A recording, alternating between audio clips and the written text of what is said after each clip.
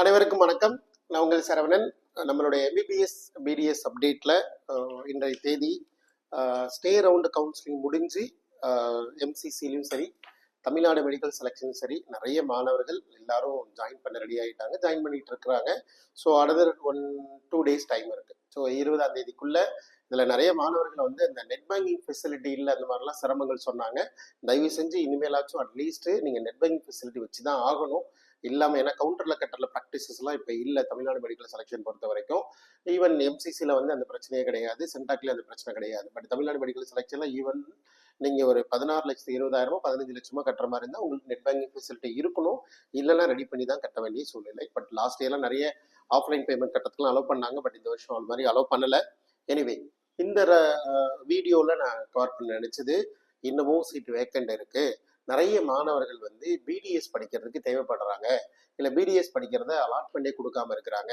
அந்த மாதிரிலாம் இந்த ஸ்டே ரவுண்டில் நடந்த ஒரு அனலைசிஸ் ரிப்போர்ட்டும் இது வரைக்கும் என்டையராக கிட்டத்தட்ட வந்து ஸ்டேட் கவர்மெண்ட், அதாவது சென்ட்ரல் கவர்மெண்ட்டில் ஒரு 4 ரவுண்டு கவுன்சிலிங், தமிழ்நாட்டு கீழே ஒரு 4 ரவுண்டு கவுன்சிலிங், கிட்டத்தட்ட 8 ரவுண்ட் ஆஃப் கவுன்சிலிங்கும் எல்லா மாணவர்களும் கலந்து முடிச்சாச்சு. ஓகே, ஸோ எல்லாமே கலந்து முடிச்சாச்சு. இதோட அவுட்கம் என்ன ஆயிருக்கு அதை பற்றிலாம் இந்த வீடியோவில் ஃபுல்லாக கவர் பண்ணி ஒரு அனலைசிஸ் ரிப்போர்ட்டாக கொடுக்கணுன்ற மாதிரி ட்ரை பண்ணுறோம். எனிவே ஸ்டில் கெயின் திரும்பவும் சீட்டை வாங்கணுங்க, ஜாயின் பண்ணுங்கன்ற அந்த போராடுற மனசு சில மாணவர்கள்லாம் எங்கெங்கேயும் போய் ஜாயின் பண்ணிட்டாங்க. வேறு வேறு கோர்ஸில் ரைட்டு சித்தா ஆயுர்வேதா அந்த மாதிரிலாம் போயிட்டு இன்னைக்கு பார்த்தீங்கன்னா அப்பாவுக்கு அவ்வளோதான் செலவு பண்ண முடியும், அதனால் சித்தாலாம் சேர்த்துட்டாங்கன்னு சொல்லிட்டாங்க. ஆனால் ஸ்டூடெண்டோட அம்மாவுக்கு அது பொறுத்துக்கவும் முடியல. நான் எம்பிபிஎஸ் தான் என் பிள்ளை படிக்க வைப்பேன், நீங்கள் எப்படி சித்தாவில் கொண்டு போய் சேர்க்கலாம் அப்படின்ற மாதிரிலாம் ஒரு சிரமமான ஒரு சூழ்நிலைக்கெல்லாம் இன்னைக்கு வந்து நிற்கிறாங்க. பட் அடுத்து நடக்க போகிறத பற்றியும் அவங்களுக்கு சப்போர்ட் கொடுக்கறத பற்றியும் பார்க்குறோம். எனிவே இந்த கவுன்சிலிங் பற்றி திரும்ப அப்டேட் பண்ணுறோம். Again all India quota and state medical கவுன்சிலிங்கில் நடந்த ஸ்டே ரவுண்டோட ஒரு அனலைசிஸ் ரிப்போர்ட்டை பற்றி பார்க்கலாம். ஆல் இண்டியா கோட்டாவில் மொத்தமாக அவங்க சீட் வேக்கண்ட் கொடுத்ததே 622 வேக்கண்ட் ஃபார் எம்பிபிஎஸ்க்கு ஒரு 389 சீட்டும், பிடிஎஸ்க்கு ஒரு 233 சீட்டும் கொடுத்தாங்க. இந்த சீட்டு கொடுத்ததுல மொத்த அலாட்மெண்ட் அவங்க பண்ணதே பார்த்தீங்கன்னா எம்பிபிஎஸ்ல 100% சீட் அலாட்மெண்ட் கொடுத்துட்டாங்க. பட் பிடிஎஸ்ல பார்த்தீங்கன்னா 208 சீட் மட்டும்தான் அலாட்மெண்ட்டே பண்ணாங்க. ஒரு 24 இடங்களை அலாட்மெண்ட்டே கொடுக்கல. சரிங்களா? ஸோ அப்போ ஆல் இண்டியா கோட்டால பிடிஎஸ்ல அரசு மருத்துவ கல்லூரிகள்லேயே இருக்கிற மாணவர்களுக்கான ஒரு 24 இடங்கள் ஆல் ஓவர் இந்தியா ஃபுல்லாக இருக்கிற சீட்ஸில் வேக்கண்ட் இருக்கு. அது இல்லாமல் ஓப்பன் சீட் கேட்டகரின்னு சொல்லுவாங்க. ஓப்பன் சீட் கேட்டகரி நம்ம எய்ம்ஸு இந்த மாதிரி சில ஓப்பன் சீட் சொல்லுவாங்க. All India category and open seat சொல்லுவாங்க. ஓப்பன் சீட்டில் எம்பிபிஎஸ்ல ஒரு 38 சீட் இருந்துச்சு, அதை 100% அலாட்மெண்ட் கொடுத்துட்டாங்க. பட் பிடிஎஸ்ல வந்து பார்த்தீங்கன்னா 23 சீட் இருந்து 16 சீட் தான் அலாட்மெண்ட் கொடுத்தாங்க. மீதி சீட் அலாட்மெண்ட் 8 சீட் வந்து வேக்கண்ட். ஸோ 7 சீட் வந்து வேக்கண்ட். ஸோ இதில் ஒரு 7 சீட்டு, அதில் ஒரு 24 சீட்டு, 31 சீட் ஆல்ரெடி வேக்கண்ட். சரிங்களா?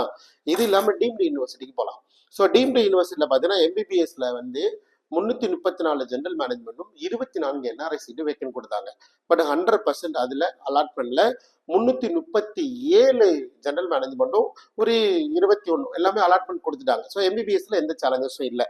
பட் டீம்டு பிடிஎஸ் பாருங்க, மொத்தமாக வந்து பார்த்தீங்கன்னா ஒரு ஜென்ரல் மேனேஜ்மெண்ட்ல ஒரு 16 சீட்டும், என்ஆர்ஐல வந்து கிட்டத்தட்ட ஒரு 50 சீட்ஸ் வரைக்கும் கொடுத்தாங்க. அதில் வந்து பார்த்தீங்கன்னா அலாட்மெண்ட் கொடுத்ததே வெறும் 17 சீட்டு தான். 33 இடங்களை அவங்க அலாட்மெண்ட்டே கொடுக்கல. ஆனால் என்னன்னா, இப்போ ஒரு சின்ன பெஸ்ட் எக்ஸாம்பிளுக்கு எடுக்கிற பார்த்துக்கோங்க. ராமச்சந்திரா டென்டல் காலேஜ்ன்றது இன்னைக்கு எத்தனை மாணவர்கள் ஜாயின் பண்ண கனவோட இருக்கிறாங்க பிடிஎஸ் சீட்டுக்காக. ஆனால் அவங்க என்ன பண்ணிட்டாங்கன்னா பிடிஎஸ்ஸை கடைசி ரவுண்டில் ஒரு ஜென்ரல் மேனேஜ்மெண்ட்ல ஆப்ஷன் கொடுக்குற இடத்துல கொண்டு வரல. ஏன்னா பிடிஎஸ்ல ஜென்ரல் மேனேஜ்மெண்ட்ல சீட்டு கிடையாது, என்ஆர்ஐ மாணவர்கள் மட்டும் தான் ஆப்ஷன் கொடுக்க முடியும். பட் என்ன ரூல், என்ன அல்காரிதம், என்ன கன்வர்ஷன் அல்காரிதம், என்ன ஒரு என்ஆர்ஐ மாணவருக்கு ஒரு சீட்டானது அலாட்மெண்ட் ஆகலைன்னா அதை கன்வெர்ட் ஆகி ஜென்ரல் மேனேஜ்மெண்ட்டுக்கு அலாட்மெண்ட் கொடுக்கணும். ஜென்ரல் மேனேஜ்மெண்ட் தான் காலேஜ் ஆப்ஷனே கொடுக்கலையே. அப்போ 5 என்ஆர்ஐ சீட் வந்து ராமச்சந்திரா டென்டல்ல கொடுத்துருக்காங்க. அதுல ஒரே ஒரு சீட் தான் அலாட் ஆயிருக்கு, மீதி 4 சீட் அலாட்மெண்டே ஆகல. அப்போ மொத்தமா ராமச்சந்திரா டென்டல் காலேஜில் ஜாயின் பண்ண மொத்த மாணவர்களுடைய எண்ணிக்கை 96 தான். இன்னும் 4 சீட் வேக்கண்ட். சரிங்களா? ஸோ இது எல்லாமே எதற்காக சொல்றேன்னா, ஈவன் கிட்டத்தட்ட என்னுடைய அனலைஸ் படி மொத்தம் 106 சீட்ஸ் வந்து இன்னும் அலாட்மெண்ட் கொடுக்காம எம்சிசி வச்சிருக்கிறாங்க. பட் இதனுடைய நோக்கம் என்னன்றது நமக்கு முழுமையா தெரிஞ்சாலும் கூட இந்த ரிப்போர்ட்டை வச்சு சில அழியாக்கள், special stray round counselling available, கண்டிப்பாக இன்னொரு ரவுண்டு கவுன்சிலிங் அவைலபிள் இருக்கு.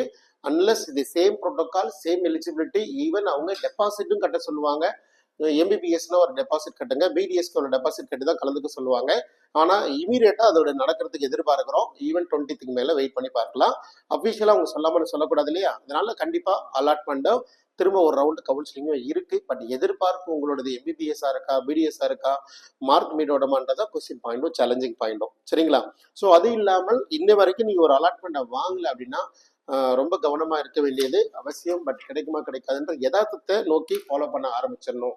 இந்த இதுல ஒரு 4-8 ரவுண்டு கவுன்சிலிங் முடிஞ்சதுல எனக்கு என்ன ஒரு அனலைசிஸ் நிறைய ஸ்டூடெண்ட் ஃபர்ஸ்ட் ரவுண்ட் செகண்ட் ரவுண்ட்லேயே ஜாயின் பண்ணிட்டாங்க. ஈவன் தமிழ்நாட்டில் கவர்மெண்ட் கோட்டாவுக்கு தகுதி இருக்கிற ஒரு மாணவர் கூட டீம்டு யூனிவர்சிட்டியில 25 lakhs கட்டி படிக்கிறார். கவர்மெண்ட் கோட்டாவோட சீட்டுன்றது என்ன? கிட்டத்தட்ட ஒரு 11 லட்சம். சரிங்களா? பட் அதனால ஜாயின் பண்ணி இன்னைக்கு இது மாதிரி ஆயிருக்கு. ஆனா படிக்கிற ஸ்டூடெண்டோ அவளை படிக்க வச்சுட்டு இருக்கிற ஒரு பேரண்டோ இதை நினைச்சு வச்சுட்டு ஒரி பண்றதை விட, சரிங்களா, அந்த காலகட்டம் அந்த நேரம் சரி ஓகே எனக்கு இது கிடைச்சிச்சு நான் போய் ஜாயின் பண்ணேன், அதோட அதை புரிதலை அண்டர்ஸ்டாண்டிங்கை யதார்த்தத்தை புரிஞ்சுக்கிட்டு அவர் ஜாயின் பண்ண காலேஜ் தான் இந்த உலகத்துல பெருசு, ஜாயின் பண்ண கோர்ஸ் தான் இந்த உலகத்துல பெருசு, பெஸ்ட் இதுதான் எனக்கு அப்படின்ற மாதிரி நீங்க ஜாயின் பண்ணி உங்களோட ஜேர்னியை கண்டினியூ பண்ணணும். அதுல இருந்து ஃபுல் டவுன் ஆகக்கூடாது, அதுல இருந்து வெளியில வரக்கூடாது. அச்சோ நம்ம செலவு பண்ணிட்டோமோ அப்படின்ற மாதிரிலாம் ஃபீல் பண்ண வேண்டாம். வந்தாச்சு அன்னைக்கு இருக்கிற மனநிலை, அன்னைக்கு சீட் இல்லாம போயிருந்தால் என்ன நடக்கும் இல்லையா? அடுத்து நடக்க போறதை எதுக்கும் அப்பதான் நம்ம எப்போதுமே ஒரு நண்பரையோ இல்லை எக்ஸ்பர்ட்டா இருக்கவங்களோட அட்வைஸை கையில் வச்சுக்கணும்னு எப்போதுமே அட்வைஸ் பண்ணுவோம். எனவே நிறைய மாணவர்கள் ஜாயின் பண்ணாங்க, ஜாயின் பண்ணது சிறந்த கல்லூரி, அதுல அந்த படிப்பை தொடர்ந்து கன்டினியூ பண்ணி படிக்கலாம், நல்லா படிக்கலாம் அப்படின்ற மாதிரி தான் சொல்லுவோம். அதே மாதிரி உங்களுடைய டைமை இன்வெஸ்ட் பண்ணி மெடிசன் கோர்ஸை நல்லா படிச்சு உங்களுடைய அடுத்த ஃபுல் ஃபோக்கஸிங்கும் நெக்ஸ்ட் எக்ஸாமுக்கு டார்கெட் பண்ணுங்க. பிஜி எக்ஸாமை டார்கெட் பண்ணுங்க. உங்களுடைய டைமை இன்வெஸ்ட் பண்ணி ஃபுல் அண்ட் ஃபுல் அந்த பிஜி பேஸ்டான கோர்சஸ்க்கு இம்பார்ட்டன்ட் கொடுத்து மருத்துவத்தை கத்துக்கிறதுக்கான பண்ணுங்க. சரிங்களா? இதுல 2 விதமான மாணவர்கள் மட்டும்தான் இது வரைக்கும் அலாட்மெண்ட்டை வாங்கல. சரிங்களா? ஒன்று கவர்மெண்டோடைய கைட்லைனை ஃபாலோ பண்ணாம தப்பு பண்ணி டிஎன் மெடிக்கலா இருக்கட்டும் இல்ல சென்டாக்கா இருக்கட்டும் எங்கேயோ மிஸ்டேக் பண்ணிட்டு இது வரைக்கும் அலாட்மெண்ட் வாங்காம இருக்கிறது ஒரு கேட்டகரி. சார் நான் பர்ஃபெக்டா பேஜ் பை பேஜ் எழுத்து பை எழுத்து கரெக்டா படிச்சு பக்காவா கவுன்சிலிங் வரைக்கும் இதை ஃபாலோ பண்ணிட்டாங்க சார், இது வரைக்கும் ஒரு அலாட்மெண்ட் பார்க்கல, அப்போ மார்க் மீட் அவுட் ஆகல. சரிங்களா? இது 2 கேட்டகரி மட்டும்தான். பட் தப்பு பண்ணது எந்த ஸ்டேட்டு எந்த கேட்டகரின்றதை பார்த்து திரும்ப ரெக்கவரி பண்ண வர முடியுமான்னு பார்க்கலாம். இல்ல கர்நாடகா இது மாதிரி இதுல இங்க நீங்க ரெஜிஸ்ட்ரேஷன் பண்ணிருந்தீங்கன்னாவே என்ன மார்க்கா இருந்தாலும் அலாட்மெண்ட் வாங்கலாம். ஏன்னா கர்நாடகாவில் 3rd ரவுண்ட் ரிசல்ட் இன்னும் கொடுக்கல அஃபிஷியலா. ஸோ ஸ்டே ரவுண்ட் வேகன்சி இருக்கு. ஈவன் அங்க அலாட்மெண்ட்ல வாங்கின மாணவர்கள் கூட வேற இதெல்லாம் வந்துட்டாங்க ஸ்டேட்ல ஜாயின் பண்ணி எல்லாம் வந்துட்டாங்க. ஸோ அதுல ஸ்டில் வேக்கன்ட், கர்நாடகாவில் வேக்கன்ட். தமிழ்நாட்டிலையும் நீங்க வேணா எழுதி வச்சுக்கோங்க, கண்டிப்பா எம்பிபிஎஸ் சீட்ஸ் வேக்கன்ட்ல எந்த மாற்றமும் இல்லை, கண்டிப்பா வேக்கன்ட் வரும் பாருங்க. நானும் கவுன்சிலிங்ல சாய்ஸ் ஃபில் பண்ணேன், எனக்கும் அலாட்மெண்ட் வந்துச்சு, ஐயோ அவ்வளோ பணம் சொன்னாங்க நான் போக மாட்டேன். இன்னைக்கு நீங்க போகலன்னு சொன்னாலும் அடுத்த வருஷம் நீங்க தமிழ்நாடு மெடிக்கல் செலெக்ஷன் கீழே கவுன்சிலிங்ல பார்ட்டிசிபேட் பண்ண முடியாதுன்ற ஒரு பெனாலிட்டி இருக்கு. ஈவன் டெபாசிட் தான் கட்டியிருந்தாலும் அதை லூஸ் பண்றதுக்கான இது இருக்கு.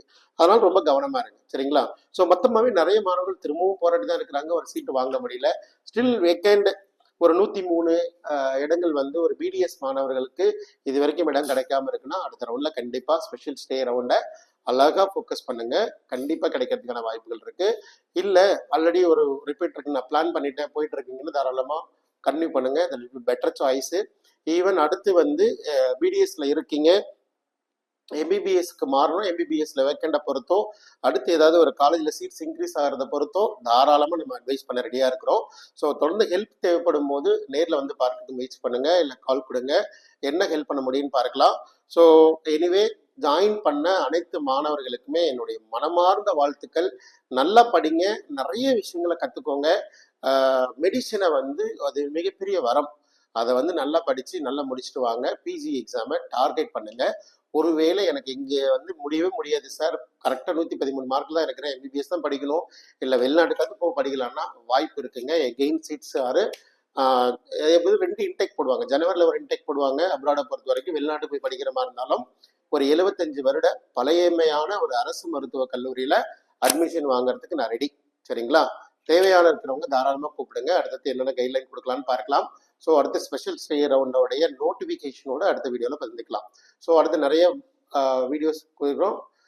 ஸோ நன்றி, வணக்கம். அடுத்த வீடியோவில் பார்க்கலாம். தேங்க்யூ.